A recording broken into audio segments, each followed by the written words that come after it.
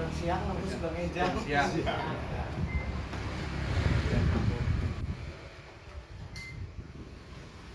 Pindah kita pakai bahasa Indonesia aja lah ya. Iya, apa dere-dere.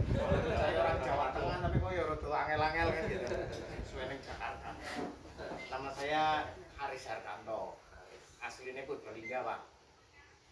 Aslinya Purbalingga, terus sekolahnya nang Jogja. Aslinya Purbalingga di Kalimantan, terus kan dari Jawa. Jadi hari ini saya berkegiatan salah satunya di tim lapangan dan posisinya sepertinya di lapangan. Kalau depannya kan ini kan kita baju itu dan BNI Kepala Badan Percepatan Pengentasan Kemiskinan. Jadi gentak pangan didirikan setelah Pak Prabowo menang. Yang tujuannya awalnya adalah gentak pangan itu adalah gerakan petani untuk kemandirian pangan. Nah, kita sudah membentuk perwakilan yang di mana seluruh Jawa alhamdulillah sudah kita selesaikan, dan saya janji setelah sebetulnya awal tahun ya, awal tahun kita berjalan ke Jawa Tengah, kemudian tahap berikutnya adalah kita melakukan kegiatan. Nah, tujuan yang paling penting daripada gentak pangan ini adalah membantu petani, mendampingi petani atau ngurus petani agar kegiatan budidayanya itu menjadi sukses. Kan gitu. Yang sekaligus juga kalau budidayanya berhasil sukses baik, kita harapkan petani juga adalah peningkatan di tingkat kesejahteraan. Wujudnya apa? Salah satu yang basis padi itu adalah kita membangun yang namanya wilayah usaha tani. Jadi kita pastikan satu wilayah tidak mesti harus kompleks, tetapi bisa dibagi menjadi subcluster, bisa 1.000 sampai 3.000 hektar. Di mana nanti ini gabahnya ini kita lanjutkan dengan kita siapkan satu rice mill sehingga ada integrasi, sehingga bapak berhasil hasilnya banyak, kami pengurus bisa ngelola rice mill sehingga kami pun juga berbagian kegiatan ekonominya. Nah, untuk mendukung pembentukan klaster ini, kewajiban daripada DPD adalah melakukan pendampingan. Jadi kita sebut pendampingan ini namanya klinik tani, Pak. Jadi petani sih kode mumet-mumet dalam rangka di dalam kegiatan budidayanya tinggal di situ. Kan gitu. Nah, kita juga mencoba nanti membantu merekomendasikan pupuk yang baik, merekomendasikan benih yang baik, merekomendasikan tata urutan budidaya yang baik. Paling tidak targetnya sebetulnya teman-teman klinik tani dan teman-teman nanti di klinik tani ini, Pak, itu standby di situ. Jadi sewaktu-waktu secara periode misalnya ada pemupukan 1, 2, 3 itu semuanya didampingi. Jadi bapak-bapak nanti yang jadi petani pagi ke sawah lihat ada masalah lagi di sawah, kalau nggak ada masalah kan jenengan kondur toh. Kan gitu. Paling aja naik ke sawah itu kan lihat oh ya bayunya apik, tandurannya apik, boleh.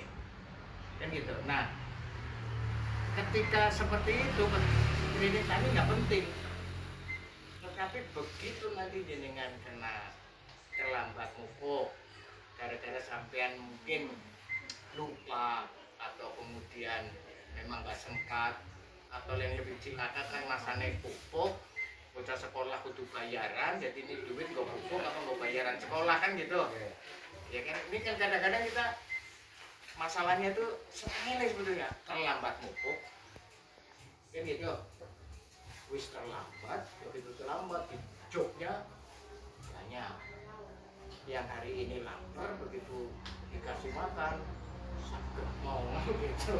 Jadi pupuk dengan saya itu nanti dibantu bagaimana pengaturan. Yang menjadi problem lagi nanti ketika ada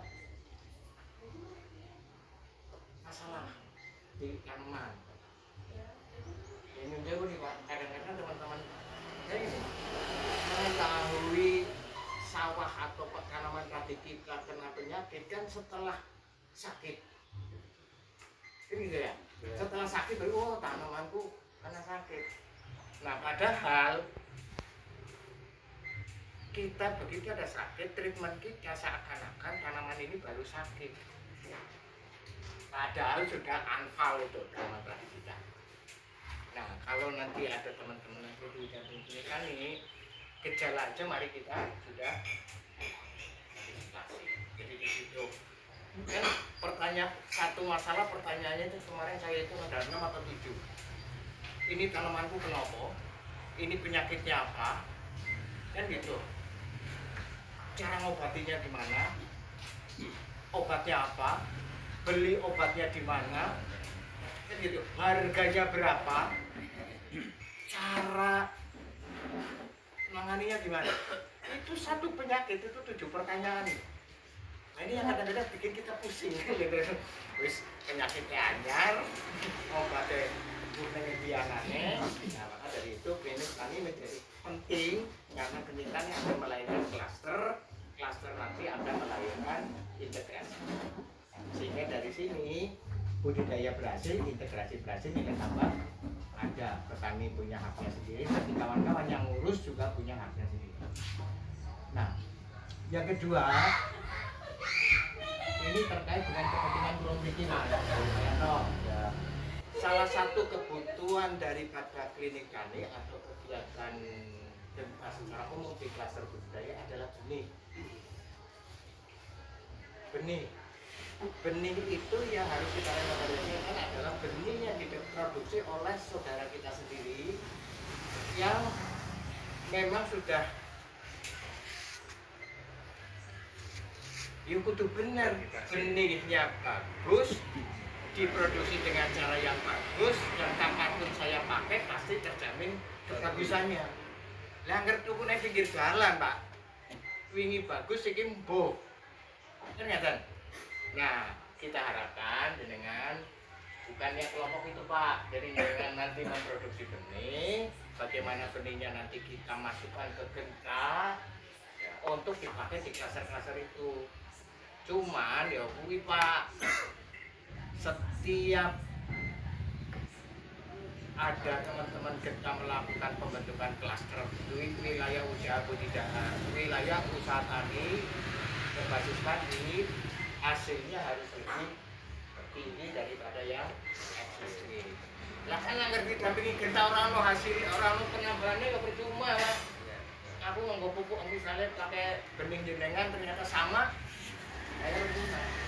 Makanya kan nanti teman-teman di Tanjung Harjo ini saya mohon ada satu benih untuk konsentrasi bikin benih. Ingat bikin benih beda sama bikin gabah yang untuk digilingan. Itu Pak. Kalau pilih-pilih barang kan maksudnya kan yang nggak tahu di sini diani-ani atau tetap pakai harvester.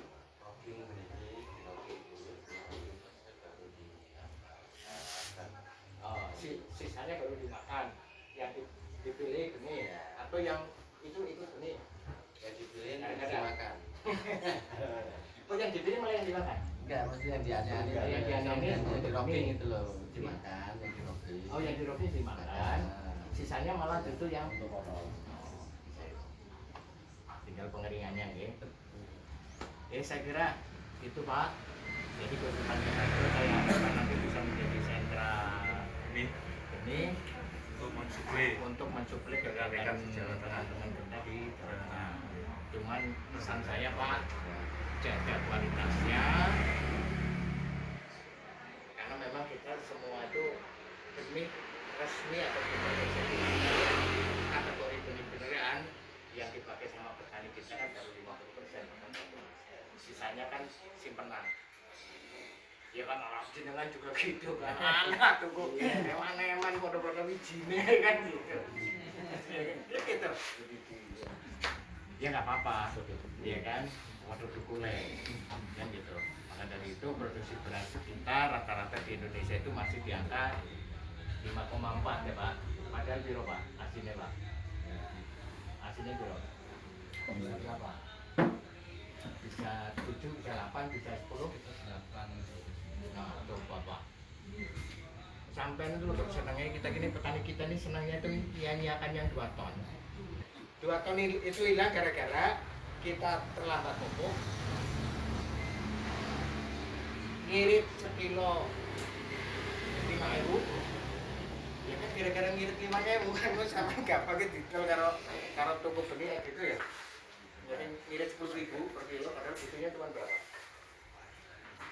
Paling 30 hektar 25 kan 20 lah. Oke ya. Jadi mari kita pasti kawan-kawan petani kita kasih benih yang bagus, ngirit daripada ngirit kita suruh nambahin produksi sampai 2 ton. Kalau tidak begini ceritanya Pak, kalau jenengan bisa memenuhi kebutuhan jenengan, Pak Jarwo yang sementara ini pejabat yang menggantikan putra jenengan, Mas Luis kan Mas Luis lagi kan ya? Iya kan? Iya. Tapi semangatnya malah kondur lah.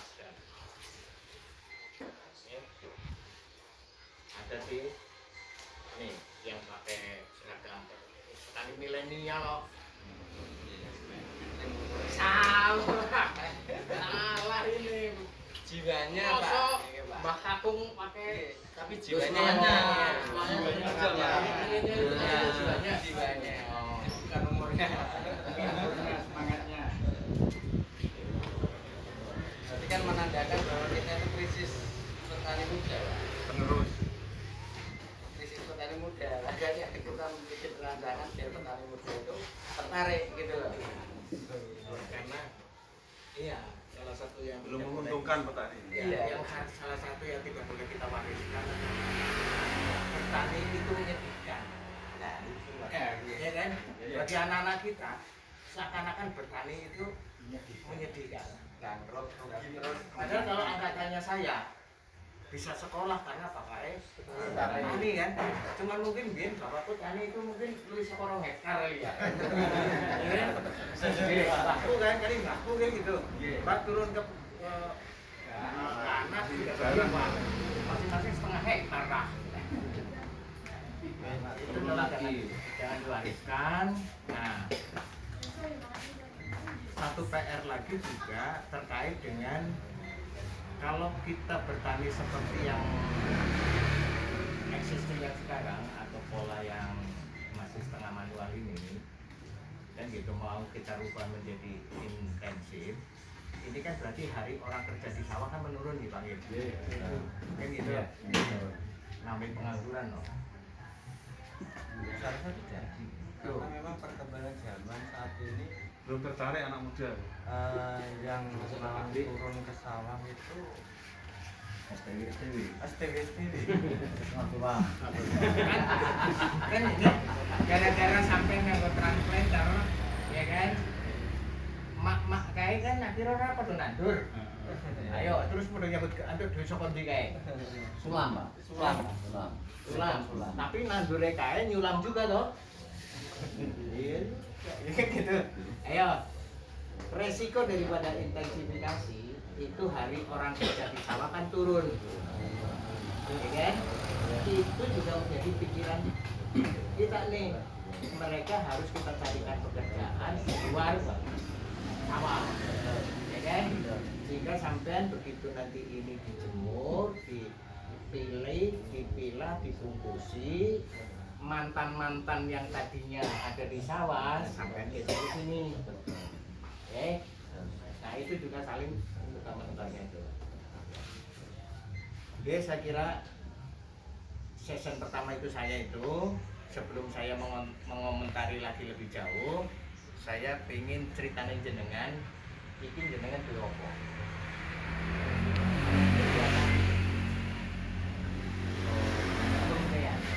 Gimana ceritanya, terus kemudian prosesnya biar gini. Kita di sini bisa sepakat nanti bahwa benih sampean itu adalah benih yang baik dan cocok untuk ditanam kita. Kalau perlu saat desa ini semuanya nanti jadi produsen benih ya Pak ya. Iya. Bisa buka pasar Jawa Tengah. Harganya Lebih murah tapi mahal. Kasusnya dengan gabah yang untuk konsumsi. Berarti lebih bagus kan pendapatnya dari sini kan?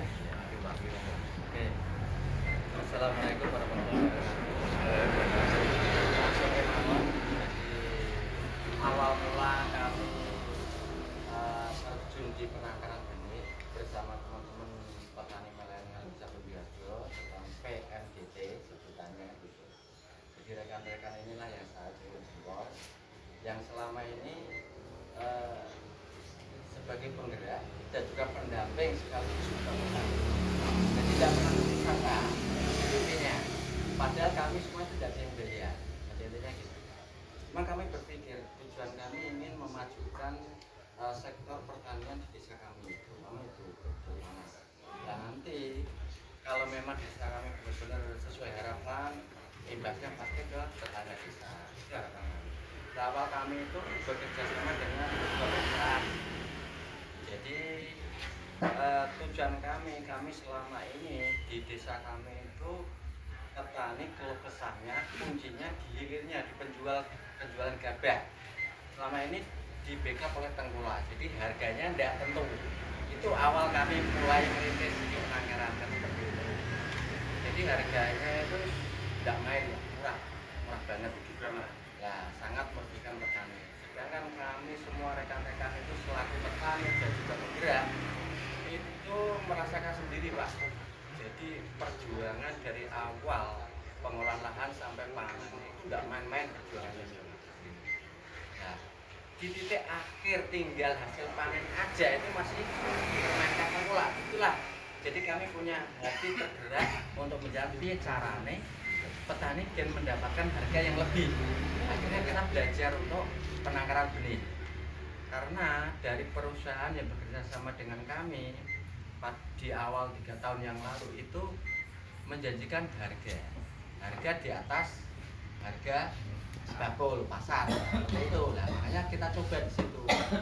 Tapi alhamdulillah dari pelajaran yang sudah, dari pengalaman yang sudah, memang perusahaan tersebut konsekuen. Jadi petani kami teman-teman semuanya jadi cocok di situ. Memang dijamin harganya seperti itu.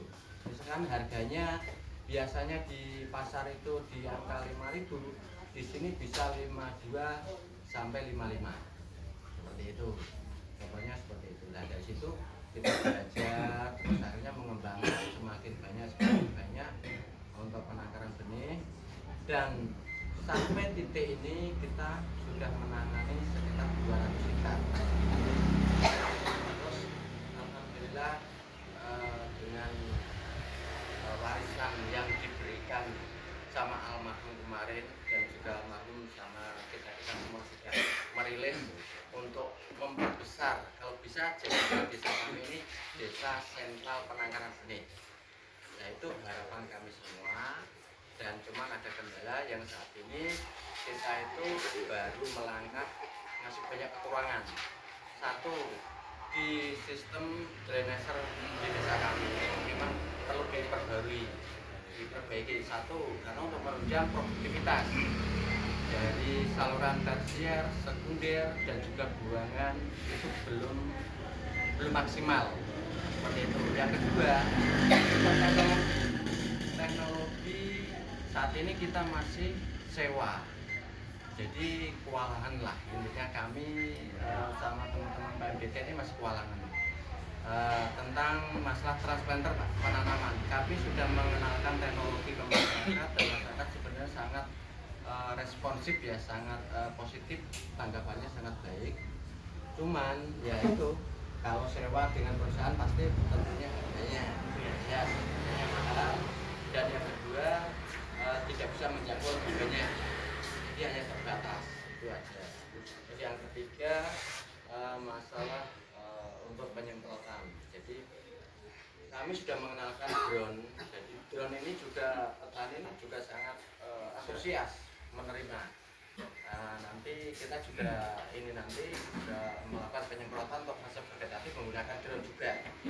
Jadi kita juga masih sewa juga sama perusahaan. Nah, harapan teman-teman PMDT ini fasilitas untuk teknologi itu bisa menunjang untuk mempermudah dan juga untuk peningkatan hasil hasil panen. Itu intinya. Nah, harapan kami dengan adanya Genta Pangan, apalagi dari Pak Sekjen DPD juga sudah terjun langsung, bisa menjawab nanti solusi permasalahan yang ada di kami semua di PMDT juga dan juga teman-teman petani kan gitu.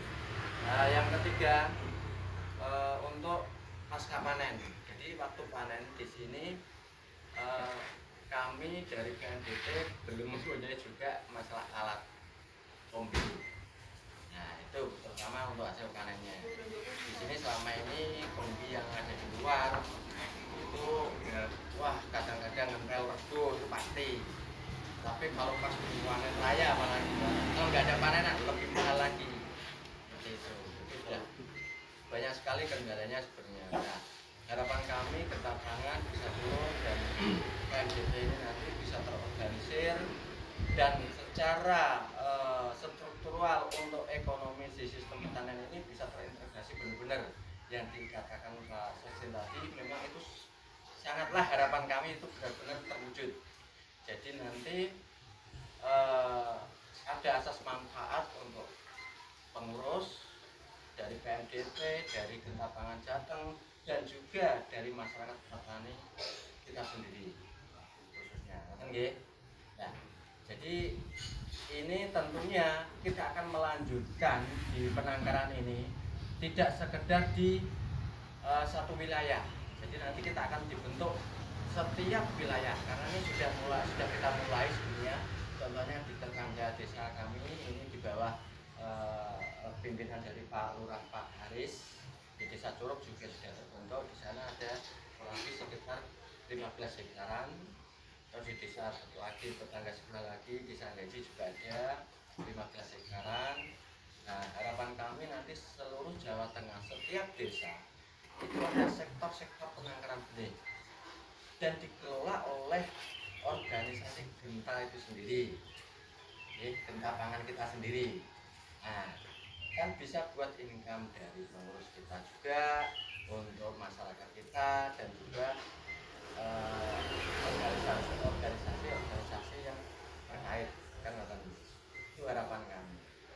Nah, nanti pasti ada pembagian. Di sisi lain ada yang untuk penangkaran, di sisi lain ada yang dijadikan sayur. Nah itu, nah sayur ataupun diproses menjadi beras. Nah, jadi yang bisa sampaikan Pak Sekjen sangatlah itu kami butuhkan. Jadi nanti kalau sudah meluncur ke proses beras, nah proses beras itu nanti contoh harapan kami kalau yang saya lihat di desa kami ini beras itu nggak pernah ngambil dari luar Pak, bukan dari desa kami. Padahal kami ini produksi padi, tapi rata-rata berasnya ngambilnya dari luar, itu kan lucu. Nah, proses integrasinya di mana? Ya, saya berpikirnya di situ sama kawan-kawan itu. Nah, coba kalau kita ini Genta bisa produksi beras, kita kembalikan lagi ke desa. Nah, kita bentuk koperasi, bentuk apa, atau di seluruh usaha-usaha UMKM atau apa. Nah, nanti kan bisa disalurkan untuk disalurkan ke masyarakat seperti itu. Itu harapan kami. Sekian saya aturan itu jadi ingkang menawa menjadikan untuk panjang ya sama niko buat menawi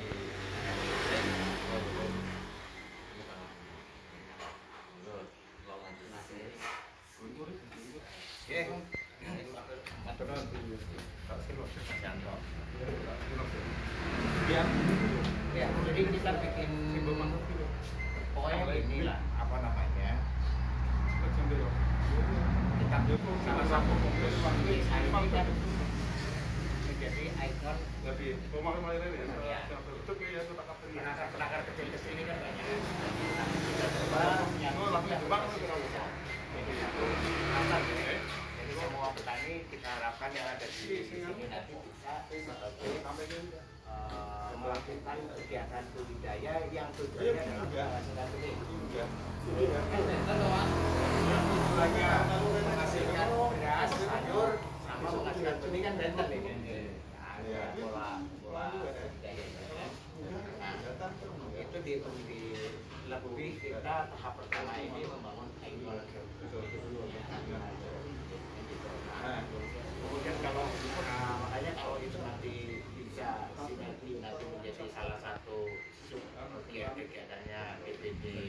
kan pemikiran. Gerobokan. Gerobokan apa? Bentuknya gerobokan. Nah, dari satu gerobokan ini satu unit otonomnya satu unit otonomnya DPC gerobokan yang namanya ini yang dikelola oleh masyarakat. Tinggal ini nanti dibangun lembagaannya gitu. Kalau mau PT KAM yang membawa dikelola PT KAM dengan kita dengan masyarakat. Yang kuncinya karena ini ada nilai tambahnya jangan kebanyakan yang berupa PT KAM lebih sama petaninya juga karena ini pola budidayanya berbeda, tentu harga jualnya mesti harus berbeda. Ya, kalau sudah benih begini memang yang paling ideal panennya pakai kombi. Kalau pakai habis itu terus itu geser kan, sampai kan orang ngerti ya berai remak nih gitu kan. Campuran yang lain Gitu. Kira-kira itu nanti tinggal proses teknis untuk cocok. Ini nanti biar saya angkat sampai menjadi masalah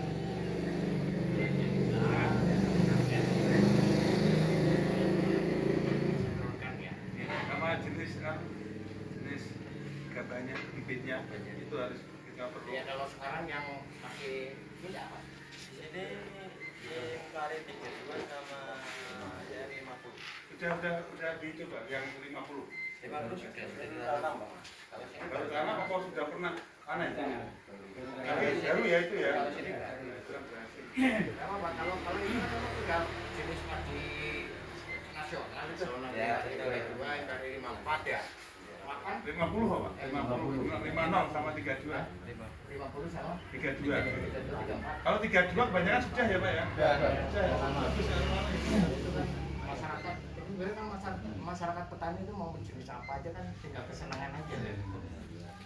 Pasar juga makan yang senang ini. Pasar, Kalau sudah rasa sama produktivitas di lapangan kan dikombinasi sama pola budidaya juga. Ini Pak, Siap, Pak. bagian apa Pak? Manajer di lapangan ini, untuk penanganan benih. benihnya siap kapan? Bulan apa? Ya, nanti kita bicarakan acaranya. Ya, dari wilayah terutama fokus 25 tahun Setan ya. pasang di sini gitu, di sini. Sampai pembukaan biar Nah, itu ya Mas. Rasanya kita ke lapangan. terus konten anu Sudah pada menunggu saya ya. Iya. Anu rasa nggak bibit dengan uluan. konten yang perlu di anu Kalau memang anu kan disampaikan. Jadi monggo kanca-kanca sing ngajeng anu usul.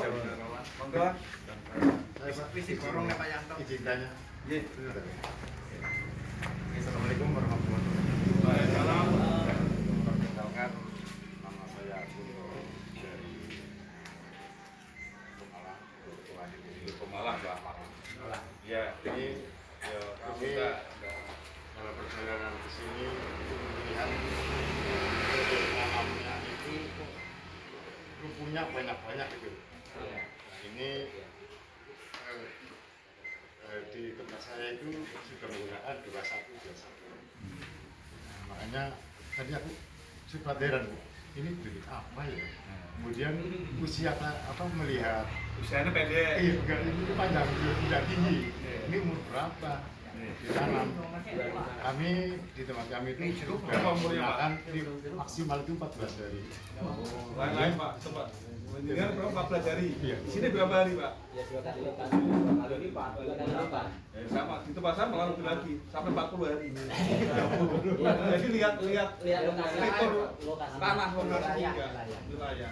Airnya, Iya, betul. Itu subur Pak. Tanggul setelah bibit dong. Ya, sampai seperti itu Pak. Terus kemudian pertanyaan saya, ini kami kan sudah memberikan pelatihan di Malang. Itu menggunakan sistem integrasi. Jadi apa istilahnya? Ini cocok bisa diintegrasikan dengan peternakan atau tidak? Artinya kami mengarah untuk di organik gitu. Ini yang misalnya mungkin itu teknologi yang sudah kami lakukan. Pupuknya juga Pak. Iya, terus peternakan itu nanti kita membuat komposnya dari itu semua agar petani juga tidak menggantungkan dari pupuk-pupuk kimia.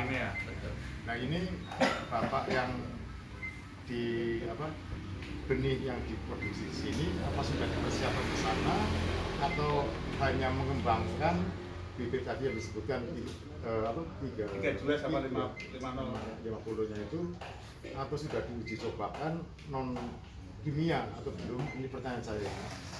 Dan yang di sini itu penanaman rumputnya banyak, itu sudah menjadi pelatihan atau memang secara tradisional. Ya. Makanya kami cukup tertarik sebenarnya untuk mau mengadopsi benih yang dikembangkan di sini. Tapi masih sementara kalau di sana Bisa nggak? Ya, bisa nggak karena terlalu kosnya itu sudah menambah di benih. Kemudian otomatis usia tanam itu usia benih itu terlalu tua menurut saya karena masa vegetatifnya itu sudah terlambat sehingga menyebabkan pertumbuhan anakannya itu sudah sangat kecil, itu paling di satu batang paling 2 atau 3 anakan karena sudah masa vegetatifnya sudah terlambat. Ya, kalau kita orang masa bayinya sudah terlambat, asupan isinya itu sudah lambat. Makanya kami tadi sempat bingung itu tinggi banget ininya sudah begitu tanam juga hijau gitu loh. Wilayah daerah malah lain. Iya. Boyolali sama itu 15 hari. Nah, ini nanti saya berharap barangkali di sini coba untuk kelompok-kelompok sini yang sebagai penguji ini tolong untuk teknologinya sedikit dirubah, artinya didevelopkan yang penanaman diuji cobakan 1, 2 biar kami juga akan bisa mengambil benih dari sini gitu. Kalau sini sudah dibiasakan di usia 25 ataupun sampai sampai 30 ini sudah sangat terlambat bagi kami. Ini nanti tolong diuji cobakan, kami akan mengadopsi kalau memang ini dari sini bisa seperti itu lebih baik hasilnya dan kosnya otomatis lebih lebih kurang kan katanya kosnya atau biayanya. Maksudnya kalau di sini mungkin 1 hektarnya sudah berapa kilo Pak? 1 hektar itu tembus 8 Pak kurang lebih. Banyak kan ya Hasilnya. Ini pengecekan hasilnya. Ini benihnya. Oh, benihnya 20 Pak. 25 sampai 30 kilo. ya. Ya itu terlalu banyak ini. Ya ini saya mohon nanti dijelaskan lagi itu kesiapan bahwa benih yang ada produk dari sini itu sudah disiapkan untuk pertanian secara pertanian atau belum, atau mungkin nanti kami dilatih untuk bisa menghasilkan kayak bapak ini di RT ini biar kita bersama dilatih biar bisa menciptakan di sana di tempat kami, artinya menghasilkan begitu juga. Sementara kami mengadopsi di sini, tapi otomatis saya rombak teknologinya saja di sana. Masih saya rasa itu yang bisa saya katakan. Mohon jawabannya. Kalau ditanam umur sudah di atas 30 ini, terus anaknya oke. Karena biasanya double Pak. Itu tadi tekan jadi lihat kondisi air lahan yang kedalamannya agak kan ya nggak mau mencikapi supaya lahan itu bisa dimanfaatkan. Masalahnya sampai ini banyak ada yang umur 15 ya kan, habis ini bulan itu kan, terus kemudian ini kan tidak kita butuhkan untuk berbuah. Nanti kan anaknya yang muncul yang banyak nih. Terus ada lagi yang teori yang Huston itu, yang kan? Tak berbuah, kita soko pembibiran rono. Sing berbuah kan sing ditandur itu. Kalau yang ini yang berbuah kan yang anakan. Kan gitu. Iya. Lah nggak sampai kan nanggung iki. Samene terus anak. Berarti panen pindho, Pak. Sama 3. Sekali ya. Tapi mau nggak mau, jadi akhirnya dikejar pupuk akhirnya. Makanya kalau Dan itu tuh. di sini problemnya kan setahu saya dari sempat ini tanahnya ya. Tanahnya yang airnya terlalu dalam. Maksudnya terlalu lembeknya itu cukup dalam. Gitu ya. Tapi kalau airnya kurang nggak bisa. Nggak bisa. Gini Pak, Nggak bisa kan? Rawa-rawa. Kesulitan rumput kan. anu sewu, kemarin saya punya lahan waktu itu. Ada untuk benih itu sudah umur 40 hari. Ternyata setelah tanam itu hanya ketik-ketik Hilang. Sama itu berarti wilayah. airnya gini. Betul Pak. Kenapa? Ya memang saluran itu belum bisa maksimal. Otomatis untuk membuat benih, yo itu menyesuaikan dengan air. Nah, jadi ini biar supaya Tapi alhamdulillah kalau memang Hah? Banyak Pak. Banyak. Kemarin saya contoh yang sudah berbuah itu setengah hektar dapat 3 ton. Sekitar 3,5. itu umur berapa Pak? Bibitnya umur berapa? Umur 10 bulan kemarin. Iya, berarti hampir yang wilayah tempat saya. Dan sekarang karena sisa banjir, ya, itu terendam banjir, terus saya rumah, saya hitung umurnya 40 hari. Ya, memang yo, Benar, salah satu yang harus sampai segera nanti salah satu makanya begitu sampai selesai ini sebagai sentra ini salah satunya nanti adalah perbaikan pengairan. Saya kurang ngerti buangnya dengan tinggi, ya kan? Sampai ngerti, gitu. Nah, semuanya pokoknya disiapkan. Kenapa? Kita bersyukur karena pemerintah sekarang itu semuanya serba makanan. Jadi mulai makanan matang sama bahan makanan semua yang lain-lain itu kan. Nah, makanya salah satu dari pertanyaan yang dibutuhkan adalah benih. Nah, saya kira nanti mungkin kalau bisa kita angkat ini mungkin bisa kita bantu lah untuk kan ada kalau nggak salah pertanyaan itu ada perbaikan saluran. Ya, jadi nambahi yang ini nanti yang kita kan sudah pelaku itu nanti sudah koordinasi sama pemerintah desa terutama yang tahu kan Pak Jaringan saya tahu itu kan normalisasi kalau memang butuh normalisasi di sini kebanyakan biasanya kan buang airnya Pak kalau butuh airnya kayaknya nggak begitu airnya kan gitu buang airnya gitu kelebihan air itulah yang ada itu kan itu tuh jadi Tapi kan sembuang betulnya. ya tadi normalisasi atau pomparisasi Gus menurut saya bukan normalisasi malah yang saya minta itu rehabilitasi. Jadi total. Normalisasi itu yang tak menang, pacul ya latih nanti. Nah, itu siji pacul. Kadang-kadang masyarakat kita itu kan non sewu gitu. Karena kadang saya sampah yang kedua bongkar. Nah, tentunya kan saluran kita akhirnya kan. Nah, Aku yang ngomong Jawa Barat wae buang sampah sembarangan. wah ono gandene Pak sami mawon kan iki. Terus kalau yang garis bawahi apa itu tadi? Kalau Togu tadi nggak usah nasional itu kan sudah Jawa Tengah aja. Jawa Tengah tadi kan sudah beda-beda tempat. Ya. Jadi contoh tempat saya aja berarti seandainya yang kelebihan umur bisa dibuang ke tempat saya. Seperti itu. Nggak ada yang anu kan itu 30, 40. Nah terus tadi yang masalah pupuk. Mampukah di sana nanti kalau tempat Pemalang di sana sudah berapa persen hanya kimia atau hanya berapa persen mayoritas sudah organik. Nah, bisakah itu bibit itu nanti kolaborasi organik itu juga uji cobanya itu Ini antara benih ini nanti tidak ada kaitannya dengan sistem budidaya yang dijalankan. Jadi dari sini jangan diambil pola budidayanya. Apa repot ngisi air, ya kan? Karena sedang kalau di sana air masuk langsung hilang. Kalau di sini air masuk bingung buang. Jadi jangan ikut-ikutan. kelebihan air di sini. Artinya apa? Bahwa benih di sini sampai 30-40 hari mengantisipasi karena ketinggian air. Nah, betul. Jangan cuma melu-melu Pak. Ya 15 hari siap. Itu cepat nanti anaknya banyak. Itu. Yang penting sampean menggunakan benih